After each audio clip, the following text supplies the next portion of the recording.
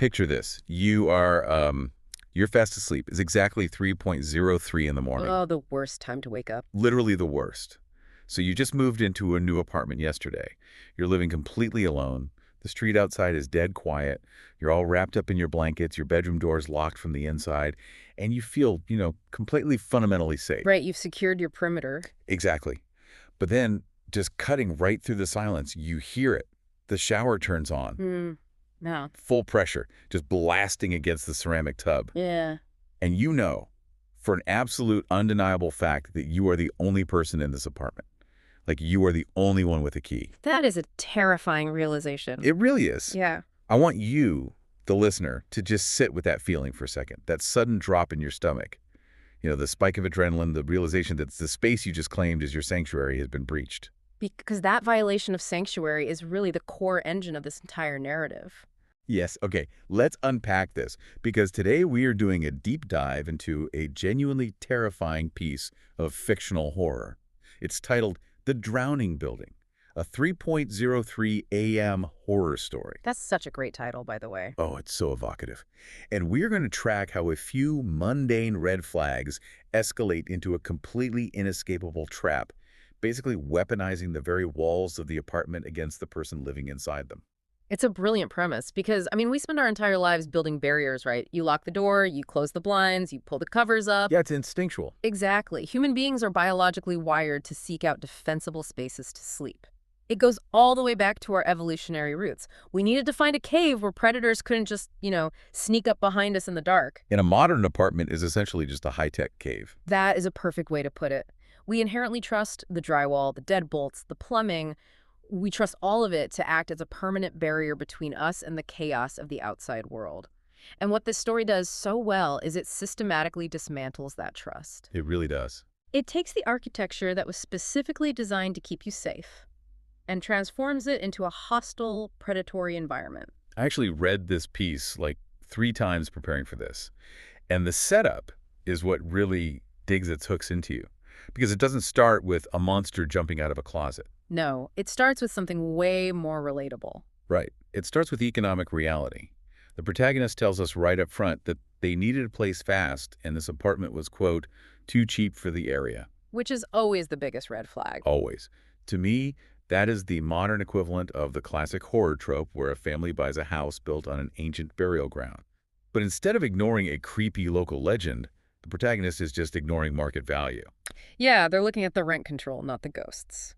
Exactly. But why on earth do we do that? Like, we see a deal that is clearly too good to be true, all the alarm bells go off in our head, and we just sign the lease anyway. Well, it's cognitive dissonance, right? Driven by pure necessity. Okay, break that down for me. So, when humans are faced with a pressing survival need like imminent homelessness or just extreme financial strain, the prefrontal cortex, which is the logical part of the brain, it starts working overtime to rationalize away danger. Because you can't afford for it to be dangerous. Exactly. It's a well-documented psychological defense mechanism, acknowledging that the suspiciously cheap rent means something is structurally or, fundamentally wrong with the apartment. That creates a problem the protagonist literally cannot afford to solve. Right. If they admit the apartment is dangerous, they're sleeping on the street. Yes. So the brain just reframes the red flags. It turns them into quirks. Oh, it's not a death trap. It has character. It's the exact same psychological loop that keeps people in dangerous jobs or toxic relationships. Wow, yeah. The narrative uses this very real, very grounded vulnerability to get the protagonist through the door. The trap is sprung not by some magical supernatural lure, but by a tight budget. Which makes it so much scarier because it could happen to any of us. And what's wild is that the landlord actively participates in that cognitive dissonance. Oh, the landlord is a fascinating character. The interaction with him is just crazy. He hands over the keys, he's like rushing out the door, and he drops this incredibly specific, super cryptic warning. The warning about the bathroom. Yeah. He says, if you hear water running at night, don't check the bathroom immediately. And the protagonist just laughs it off. They assume it's some joke about old plumbing. But let's really look at the phrasing there. It's very carefully worded. He doesn't say call a plumber. He doesn't even say don't go in there. He specifically says don't check it immediately. Right. And the inclusion of the word immediately fundamentally changes the nature of the threat. How so? Well, It establishes that the landlord is entirely aware of the anomaly, first of all, Yep. and he hasn't fixed it, which means it cannot be Oh, fixed. that's chilling. It's just a feature of the apartment now. Exactly. It's an accepted, permanent feature of the building's ecosystem. But more importantly, immediately implies a timeline. It means whatever is happening in that bathroom has a routine, a cycle. Like it needs time to finish whatever it's doing. Precisely. The landlord is providing a survival mechanism. It's a mandatory waiting period. He's essentially telling the tenant, look, the monster is going to use the bathroom, just give it a few minutes to finish. God, that is so grim. It's an unspoken tenant-landlord agreement where the supernatural is treated as a structural quirk, like having a drafty window or a squeaky floorboard. It's like accepting a terrifying terms of service agreement without actually reading the fine print. You scroll to the bottom and click agree because you need to use the software. You don't know what you just signed away, but you need the shelter. That's a great analogy.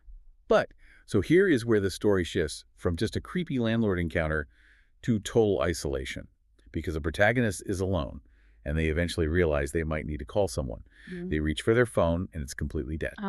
Yes, the dead phone. No signal, 1% battery, then it just dies.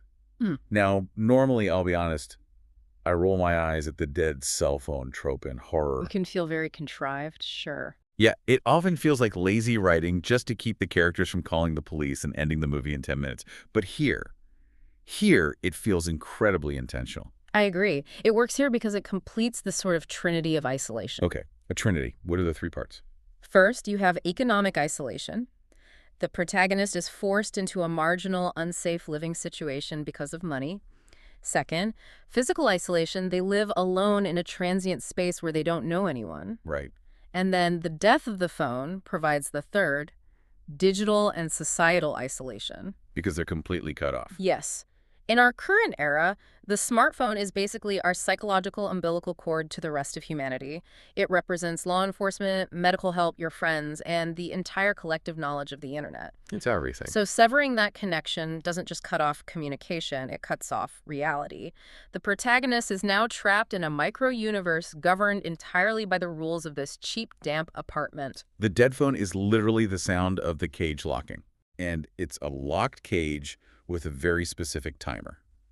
Because the first 2 nights in the apartment are completely normal. Which is such a smart narrative choice. Right. Nothing happens at all. The story lulls you into this false sense of security, which really reinforces that cognitive dissonance we were talking about earlier. Yeah. The protagonist probably thought, oh, see, the landlord was just messing with me. The plumbing is fine. They're justifying their choice to stay. Exactly. And then we hit night 3, the witching hour. Yeah. 3:103 a.m. The protagonist wakes up to the sound of the shower. Full blast. I want to pause on the time for a second. 3:03 a.m. The number 3 obviously has massive significance in folklore, religion, and the occult. Oh, like the Holy Trinity. Yes, and waking up at 3 a.m. is often considered a mockery of the Holy Trinity in Western demonology. But practically speaking, the span between 3 a.m. and 4 a.m. is traditionally known as the witching hour, for a biological reason, too. Really? I always thought that was just a spooky ghost story thing. No, it's actually the period when human circadian rhythms are at their absolute lowest point. Your body temperature drops, your cognitive functions are super sluggish, and the barrier between the conscious and subconscious mind is highly permeable. So you're basically half dreaming while awake. Exactly. Waking someone at this specific time ensures they are disoriented, they're vulnerable, and they are operating entirely on primal instinct rather than logic. That makes so much sense. And their primal instinct here is actually incredibly mundane, which almost makes it worse. Right, they don't jump to conclusions. No, they don't immediately think, oh no, a ghost is showering. They think, man, I forgot to turn the faucet off. Typical renter anxiety. Yeah, exactly. So they drag themselves out of bed, still half asleep, and walk out into the hallway. And they see the bathroom door is cracked open. Steam is rolling out into the dark hallway. It's a great visual. And through the gap in the door, they see a shadow behind the shower curtain. But it's not a normal shadow. The story describes it as too tall. And its head is tilted at this severe, unnatural angle. Oh, the tilted head is horrible. And it's just standing perfectly still under the pounding water. This is a textbook deployment of the uncanny valley effect. I've heard that term used for, like, CGI in movies, right? Yes, it originated in robotics and aesthetics. The uncanny valley observes that as a humanoid object approaches a perfectly human appearance, Our emotional response to it becomes increasingly positive and empathetic. Like a cartoon character versus a realistic robot. Right. However, right before it reaches 100% human, like maybe it's at 95%, there is a steep drop-off in empathy. That drop-off is the valley. And that's where the creepy feeling lives. Exactly. In that valley, the object elicits deep feelings of revulsion, eeriness, and fear. So it looks human enough to register as a person, but wrong enough to trigger an alarm in your brain. Exactly that. And evolutionary biologists actually theorize that this reaction evolved to protect early humans from pathogens. Wait, really? From sickness? Yes. Think about it. A body that looks human but moves incorrectly or has unnatural proportions that signals disease, genetic mutation, or death. So when the protagonist sees a silhouette that is too tall with a broken neck posture, the amygdala, the fear center of the brain, it just bypasses rational thought entirely. It's just screaming, danger, run. Exactly. Infection, danger, flee. And what's brilliant here is that the visual contradicts the mundane, mechanical sound of the shower. You have the ordinary sound of plumbing overlaid with this impossible, corrupted biological shape. It's such a clash of inputs, and it doesn't even notice them at first. It's just standing there letting the water hit it. But then the shadow begins to move. Slowly. Yes. It doesn't whip around for a cheap jump scare. The narrative specifically says it turns slowly, very slowly toward the doorway. That pacing is agonizing. It's like watching a predator lock onto you. It gives the protagonist time to realize their mistake. Right. Because they instantly remember the landlord's warning. Don't check immediately. They back away, just terrified, realizing they broke the one rule they were given. And as they back away, the soundscape of the apartment completely shifts. This is where the audio design of the story really shines. The water stops, Yeah. but it doesn't sputter out. The story specifies that the water stops instantly. And that detail is brilliant because it violates the laws of physics. How do you mean? Well, let's think about hydraulic dynamics. When you turn off a shower, water pressure has to bleed off. The pipes shutter, the remaining water in the shower head gravity drains, drops hit the tub. Right, there's always that dripping sound for a few seconds. Exactly. It takes several seconds for actual silence to fall. An instantaneous stop means the mechanical reality of the room has been suspended.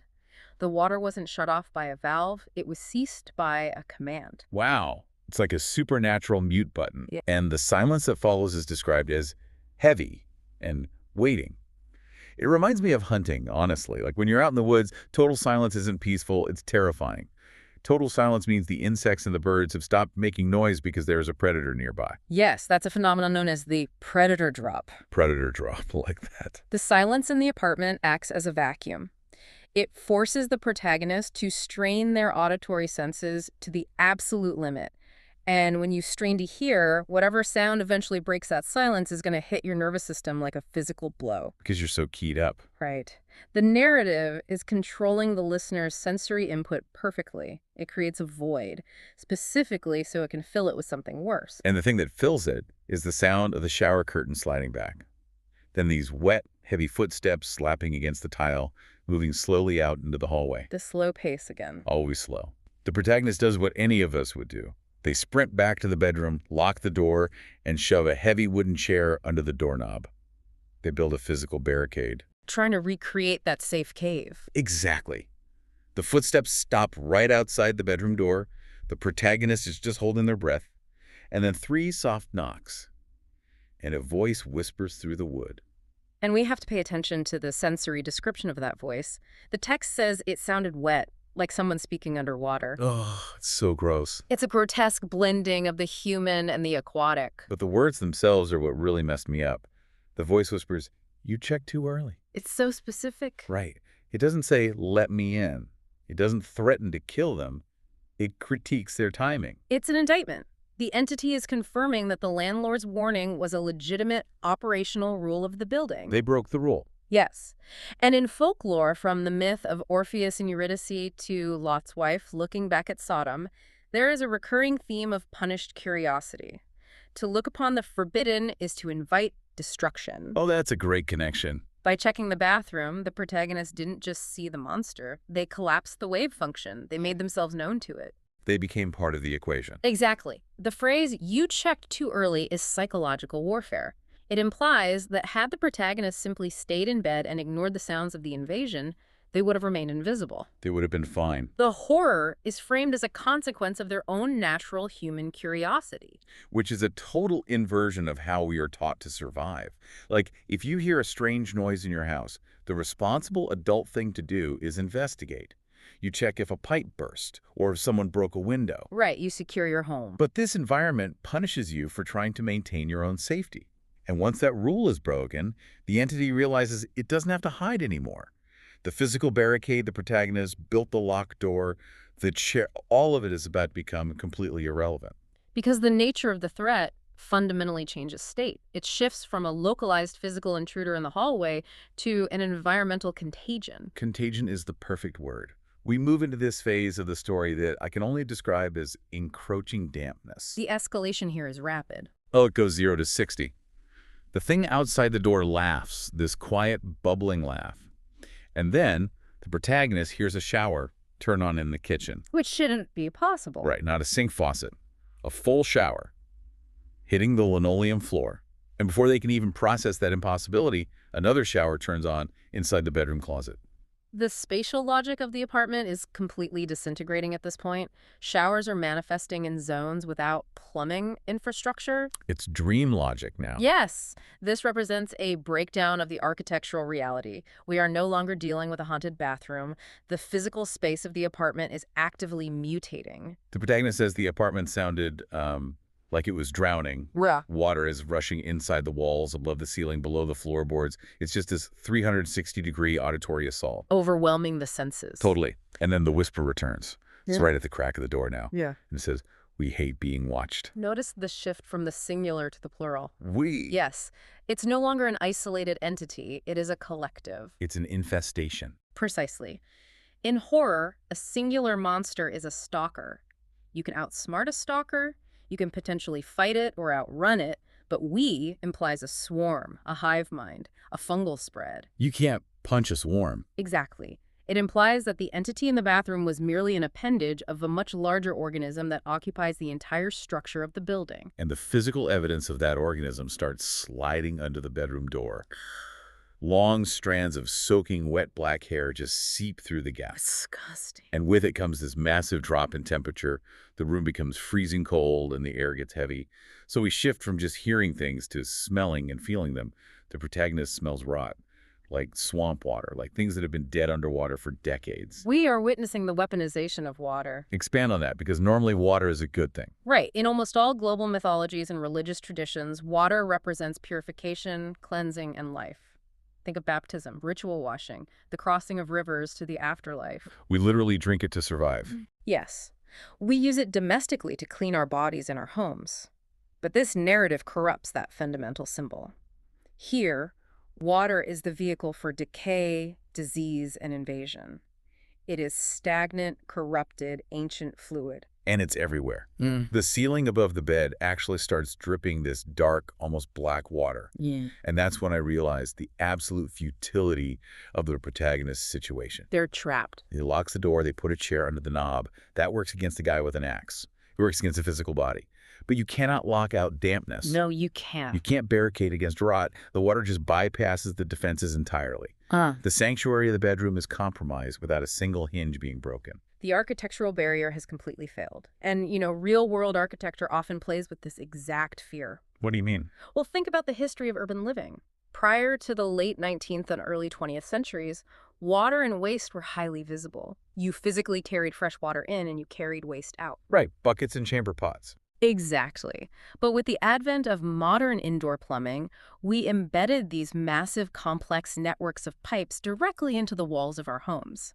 We placed a hidden, flowing infrastructure right next to our beds and our dining tables. And we just don't think about it. We covered it with drywall and agreed to forget about it. This story taps into the subconscious anxiety that we don't actually know what is circulating in the veins of our own homes. Oh man, the apartment is literally bleeding into the bedroom. Mm-hmm. And once the environment is saturated, the entity decides to finish the job. The polite knocking at the door stops. The violence begins. The escalation. Yeah, the heavy bedroom door starts bending inward. The wood actually bows under the pressure of something enormous leaning against it. So we have a transition from the subtle seepage to brute physical force. The collective is pressing against the last remaining barrier. And the voices outside multiply. It's not one whisper anymore. It's a whole chorus saying, "Let us finish washing." And the moment they say that, the lights in the bedroom snap off. Total, suffocating darkness. We are stripped of our sight entirely. In the pitch black, the protagonist hears the shower curtain slide open inside the bedroom. The impossible architecture again? Wet footsteps cross the floor, stopping right beside the bed. A freezing cold, dripping face leans down right next to their ear and whispers, "You left the water running." Let's analyze the layered claustrophobia of this entrapment. The protagonist's world has been systematically shrinking since the very beginning of the story. It's getting tighter and tighter. Yes. First, they were confined to a cheap neighborhood, then confined to the apartment because of the dead phone, then pushed back and confined to the bedroom. Now they are confined to the bed itself. It's like a Russian nesting doll of isolation. And the physical paralysis sets in. The protagonist realizes they can't move their arms or legs. They say, "Not from fear, something was holding me down." A physical restraint. Yeah, the blanket on top of them begins to pull tight across their chest. They describe it as feeling like soaking hands pressing through the fabric. This is a profound perversion of domestic comfort. How so? From infancy, we are conditioned to view a blanket as the ultimate shield. A child pulls the covers up to hide from the monster in the closet, right? Oh, totally. The blanket protects you. The blanket represents warmth, maternal care, and a physical boundary that monsters ostensibly cannot cross. The narrative violently subverts this psychological safety net. The blanket becomes a straitjacket, it becomes a shroud. It's tactile body horror. You can imagine the heavy, wet wool pressing against your lungs, restricting your breathing. It's suffocating. And while they are pinned down, struggling to breathe in the dark, the monster leans in and victim blames them. You left the water running. That line is so deeply cruel. It's a mundane roommate argument, spoken by an ancient evil. It is supernatural gaslighting. Gaslighting, yes. The entity is shifting the moral and causal responsibility of the horror onto the victim. It's a mockery of domestic responsibility. By claiming the protagonist left the water running, the entity is justifying its own intrusion. Like, well, you invited us. Exactly. It frames the protagonist not as a victim, but as a negligent tenant who brought this upon themselves. This destroys the protagonist's final shred of agency. They aren't just physically trapped, they are psychologically defeated. And that defeat sets the stage for the visual climax of the story.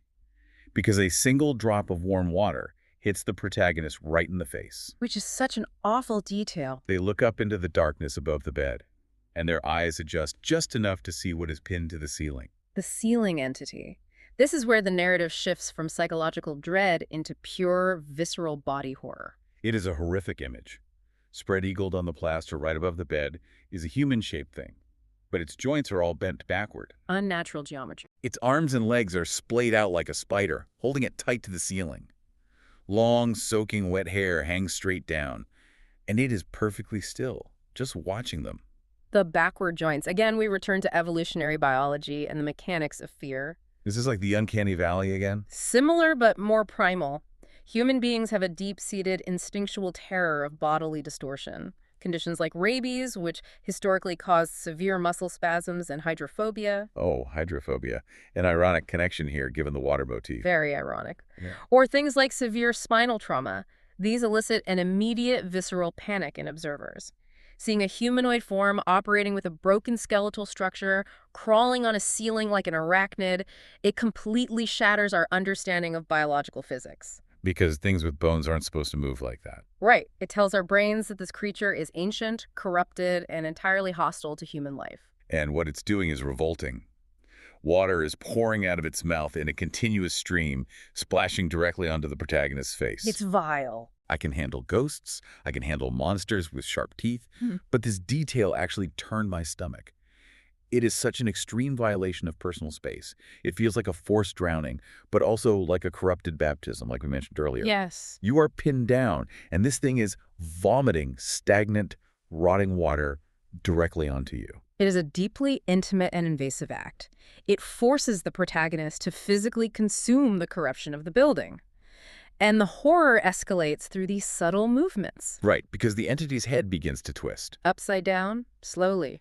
The text mentions the soft cracking of bones as the neck rotates 180 degrees so his face is perfectly aligned with the protagonist. Yeah. And eyes are described as entirely white, lacking pupils. It is a face scrubbed of all humanity. And as it stares down at them, a pipe bursts in the corner of the dry bedroom, just an explosion of black water hitting the floor. The entity on the ceiling smiles, a smile that the story says is too wide, too human. The uncanny valley strikes again. And then the auditory climax hits. The naming sequence. The chorus of the drowned? Exactly. Beneath the sound of the rushing water, the protagonist starts hearing whispers. Dozens, maybe hundreds of voices, murmuring beneath the surface of the water on the floor. The collective is speaking. And they aren't just making noise. They're reciting names over and over. A massive, watery roll call. And then the protagonist hears their own name, spoken clearly from beneath the water. The psychological devastation of this moment really cannot be overstated. It's one thing to hear ghosts. It's another for them to know you. Exactly. Hearing a cacophony of voices is terrifying, but it remains an abstract threat. Hearing your own name means you have been individually perceived, cataloged, and selected. You're on the list. Yes. In global folklore, there is immense power in a true name. Knowing a demon's name gives you power over it, but a demon knowing your name means your soul is claimed. Wow. It's the realization that you aren't just caught in the crossfire of a haunted apartment. You are the intended target. The building knows who you are. Your name is already on the ledger of the drowned. It marks the definitive transition of the protagonist from an observer of a supernatural event to a fully assimilated participant. They have been drafted into the collective. But the moment they hear their name, the chaos stops. Abrupts. The rushing water ceases instantly, the whispers vanish, and the spider entity on the ceiling is just gone. Disappeared in thin air. There's just the sound of water dripping off the furniture. It's a moment of absolute whiplash. Structurally, this is a masterful use of the false release. A false release. It's a fake out. Yes. The narrative pushes the tension to an absolute breaking point and then drops it to zero in a microsecond. The human nervous system desperately wants to believe the danger has passed. It floods the body with relief. Like, oh, thank God I survived. Exactly. But we know from the earlier instance on the third night when the shower stopped instantly that silence in this apartment is never an ending. Silence is the drawing back of a bowstring. Oh, I love that phrasing. The narrative gives the protagonist exactly 3 seconds to hope they have survived, purely to make the final revelation infinitely more devastating. Because the entity on the ceiling was just a distraction. A sleight of hand. A horrifying, vomiting distraction. The true threat wasn't above them, it was below them. The protagonist realizes the floor of the bedroom is completely flooded with this freezing black water.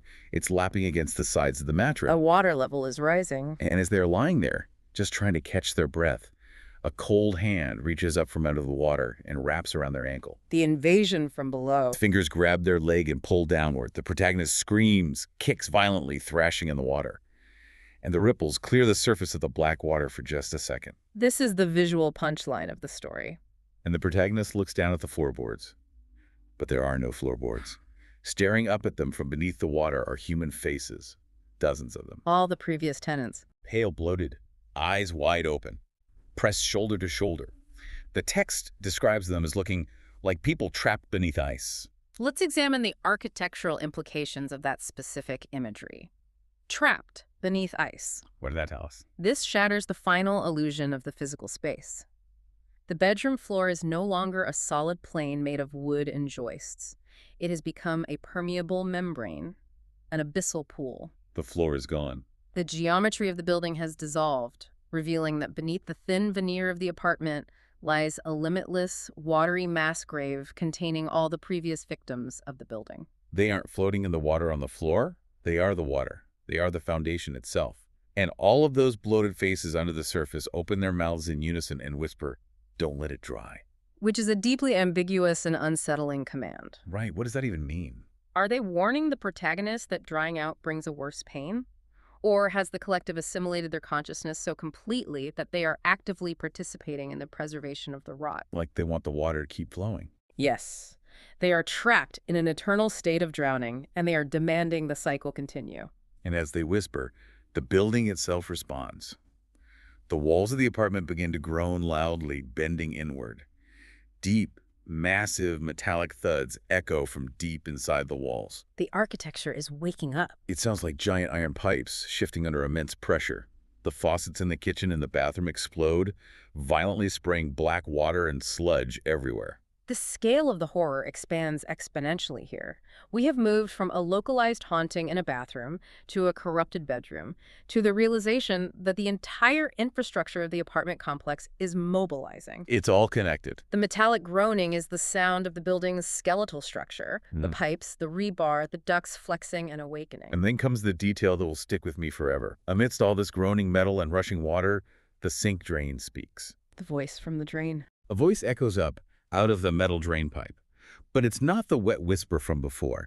It is the protagonist's own voice. Pitch perfect. And their own voice says, "We finally reached your floor." A terrifying violation of identity. Stealing the victim's voice before they are even dead is an act of total consumption.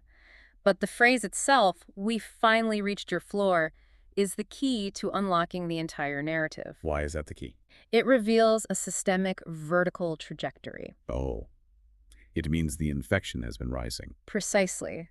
This entity, this collective of drowned souls, has been slowly moving upward through the plumbing of the building, floor by floor, apartment by apartment. Oh my God. Consuming residents, adding their bodies to the mass beneath the ice, and assimilating their voices into the collective. The cheap rent wasn't just a lure, it was a consequence of the lower floors already being emptied and consumed. So they were always doomed. The protagonist wasn't targeted because they did something wrong. They were simply the next rung on the ladder as the tide of rot rose through the infrastructure. That is so bleak. And so the protagonist is looking around the flickering room, seeing these tall, wet figures standing in every corner. The banging in the pipes gets louder and faster, sounding like a massive heartbeat. The pulse of the building. And finally, the bathroom door, the one they were told not to check, immediately swings open on its own. And something drags itself out into the hallway. The culmination of the horror. The protagonist describes it as a swollen, pale mass, completely covered in long black hair. And beneath its translucent skin, human faces are pushing outward, moving around, silently screaming. This is the composite being. It's all of them. The physical amalgamation of the entire building's history of victims. It is the hive mind made flesh, dragging itself out of the plumbing to claim the newest addition. And as this mass of faces crawls toward the bedroom, every single drain in the apartment, the sinks, the tub, the floor vents, whispers in unison. Now the building is awake. A horrifying closing line. And the story ends on this incredibly bleak, chilling final thought. Some things don't drown. So I need you to synthesize this entire nightmare for us. What are we actually looking at here? If we pull back and look at the anatomy of this story, we realize that the supernatural threat is not a ghost. It is not a demon that happens to live in a building. Right. The building is the monster. We have to view the architecture through a biological lens. The pipes running through the walls are its veins and arteries. The drains are its mouths. Wow. The electrical wiring acts as a nervous system, flickering as the entity surges through it. The apartment complex is an apex predator that disguises itself as shelter.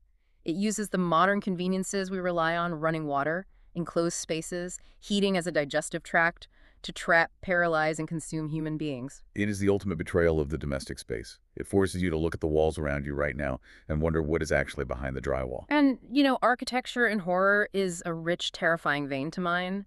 Consider the psychological impact of spaces that just feel wrong. Like liminal spaces. Exactly. Liminal spaces, like empty hotel hallways or windowless stairwells, they naturally put human beings on edge because they lack markers of human habitation. They feel abandoned by humanity and claimed by something else. Yeah, you always feel like you shouldn't be there. Think of the real-world Winchester Mystery House, where doors open into brick walls and stairs lead to nowhere. That architecture induces a feeling of madness. It's intentionally confusing. Or consider the brutalist apartment blocks of the mid-20th century, these massive concrete hives designed to pack thousands of isolated, disconnected people into dense grids. Which perfectly mirrors this story. Yes. This narrative taps into the alienation of modern urban living. You are surrounded by hundreds of neighbors separated only by a few inches of plaster and a network of shared pipes, yet you are completely alone when the water starts rising. The shared pipes, that's the part that really gets under my skin. We share water infrastructure with everyone in our building, and we just trust that the system works. We have blind faith in it. We trust the civil engineers. We trust the city planners. We assume the clean water coming out of our tap is entirely separate from the wastewater going down the drain. This story collapses that barrier. It certainly It does. suggests that all those pipes lead to the same dark, forgotten place at the bottom of the building. It reminds us that our mastery over nature is an illusion. We think we have tamed water by putting it in copper tubes, but water is relentless. It corrodes, it seeps. It always finds a way. It creates environments where mold and rot thrive in the dark, hidden spaces of our homes. The drowning building is really a metaphor for the inevitable decay of all human structures. Nature, and the things that hide within it, will eventually reclaim the space. It's a flawless descent. It starts with the most mundane irritation, a leaky shower, a bad landlord, a cheap lease, and carefully, methodically strips away every single layer of modern safety until the protagonist is reduced to a paralyzed animal waiting to be consumed by the architecture itself. It forces a total reevaluation of the spaces we trust most. It asks us to consider what we are actually sharing our homes with, just on the other side of the plaster. Absolutely. So I want to leave you, the listener, with this thought tonight. When you turn off the lights and you are lying in your bed, take a moment to just listen to the ambient noise of your home. The sounds we usually ignore. You'll hear the hum of the refrigerator motor. You'll hear the floorboards groaning as the wood contracts in the cool night air.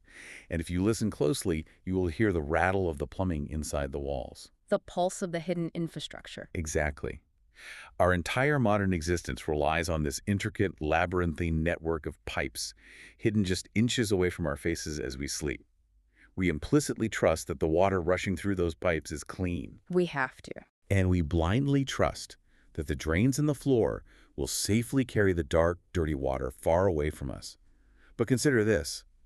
What if the plumbing in your walls isn't a modern convenience designed to remove waste, but a vertical superhighway built perfectly to allow whatever is waiting in the dark below your foundation to finally reach your floor? A chilling thought the next time you hear a pipe shudder in the dark. It really is. So tonight, if you wake up at 3:23 a.m. to the sound of water running in the bathroom, maybe just stay in bed, and whatever you do, don't check it immediately.